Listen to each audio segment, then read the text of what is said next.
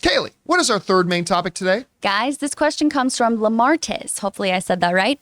Brandon Katz from the Parrot Analytics recently tweeted a graph showing audience demand for Andor is significantly below the other Star Wars shows such as Boba Fett and Obi-Wan, despite being significantly better.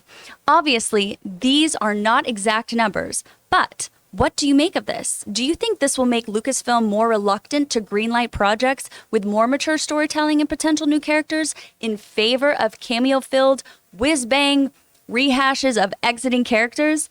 Thanks. That's very interesting that it's the least sought-after show right now for that franchise.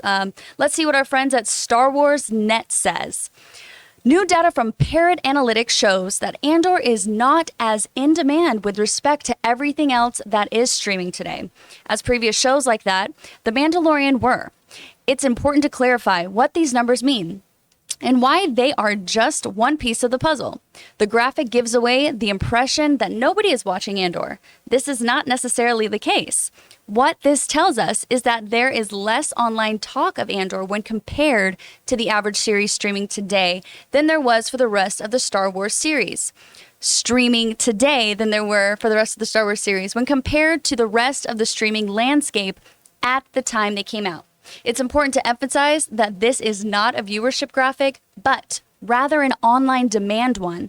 Parrot Analytics aggregate measures of the number of downloads, news coverage, social media, and even piracy on a specific series.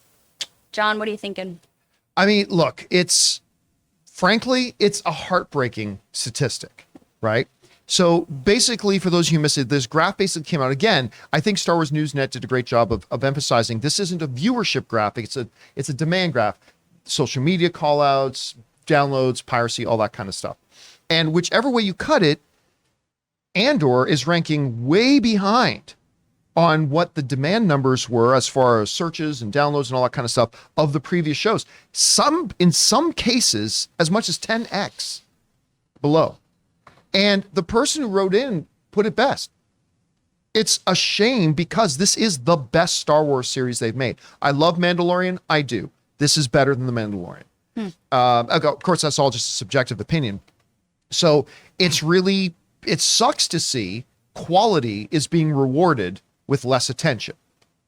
That said, I think there are a couple of reasons for this disparity. One, we've talked about before, Rob, which was Andor is a different kind of Star Wars show. It's the kind of Star Wars show they've never made before. The closest thing to it has been Rogue One. This one is not the lasers and lightsabers and I'll spin. That's a neat trick. It's not that kind of a Star Wars thing. It's a very, very different kind of Star Wars. I've said it before. I'll say it again.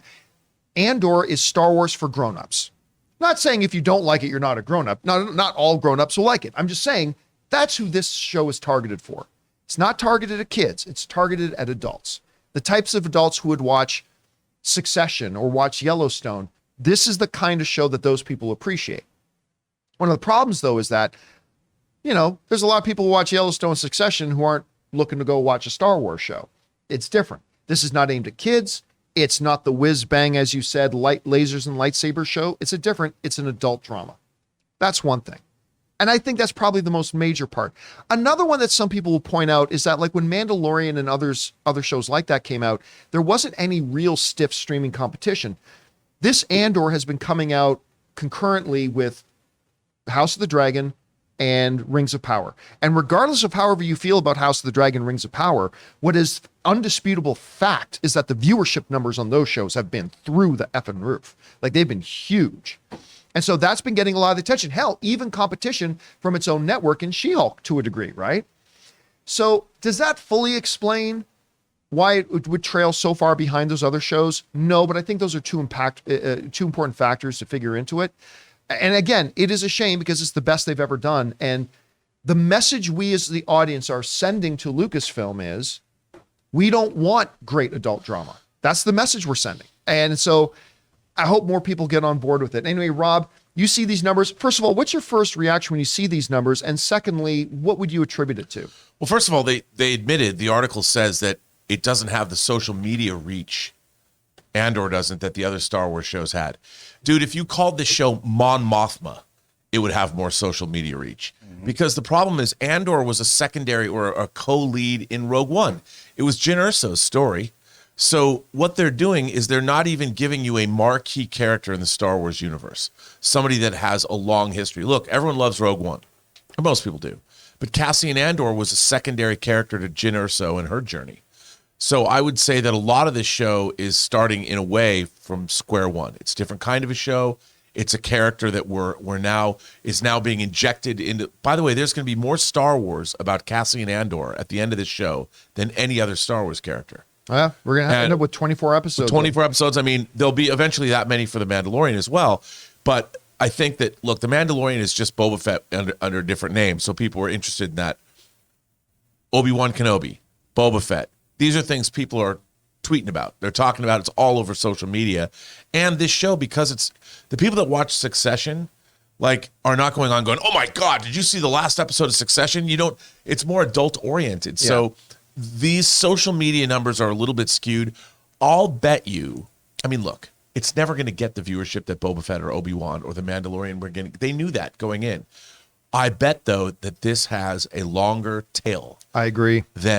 Because people are going to come back, they're going to get absorbed, they're going to watch it, and because there's more of this show, they're going to binge it once it's all out, and they're going to watch it over and over and over again because it's so absorbing. Right? I think, although I enjoy the show, and like to your point, there is some people who like Star Wars, the fantasy part of it, like the lightsabers. That's what I tuned in for. I'm giving this show a chance because I like Diego Luna. I mean, he's just a good actor to me.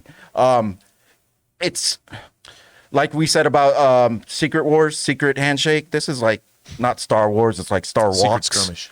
Like they're just walking a lot of places. Like that's all it is. Star Walks. So like some people want wars. Like you said, you don't want no secret handshake. Wars don't just You want start. secret wars in your Avengers movie. So there's a lot of people that look for that. Every rebellion has a beginning, Ray. And I'm glad that last episode did what it did because I'm fully in. I like that part of the show. Yeah, and that goes back to what we were saying before. Exactly, is that a lot of people tune in. People come to Star Wars with a certain set expectation, and they can be forgiven for that because that's what Star Wars has always been. So you're forgiven if you went into it thinking we were going to get this. Yeah, and it's clearly very different. The show literally starts in a strip club. What I mean, like Andor. What's wrong with that? I'm not. There's nothing wrong with it. I'm just saying it's very different Star Wars. It literally starts in a strip club. It's a very different kind of Star Wars. And Rob, to your point, I think that's another good thing to bring up is that Mandalorian was. Well, everybody knows Mandalorian. It was basically Boba Fett in a different wrapper. Everybody knows the name of Obi-Wan, all that kind of stuff. With this is a lesser known character. I mean, they desperately need to start telling stories of these other characters.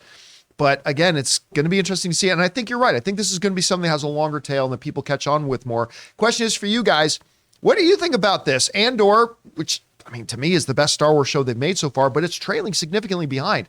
What do you attribute it to? Whatever your thoughts are, jump down to the comment section below and leave those thoughts there. Hey guys, we want to take a second and thank a sponsor of today's video, DraftKings. NBA fans, the wait is over. Basketball is back, so tip off the new season with DraftKings Sportsbook, an official sports betting partner of the NBA. New customers can make any $5 NBA moneyline bet and get $200 in free bets if your team wins. So check this out. In addition to the usual bets, everyone can boost up their winnings up to 100% with DraftKings stepped-up same-game parlays. Just go to the DraftKings Sportsbook app, opt in, and place a stepped-up same-game parlay today. With payouts bigger than ever, DraftKings Sportsbook is where you need to go to bet on the NBA. So download the DraftKings Sportsbook app now. Use the promo code Campea, that's CAMPEA. Make any $5 bet this week and get $200 in free bets if your team wins. Only at DraftKings Sportsbook with promo code Campea. Minimum age and eligibility restrictions apply. See the show notes for details.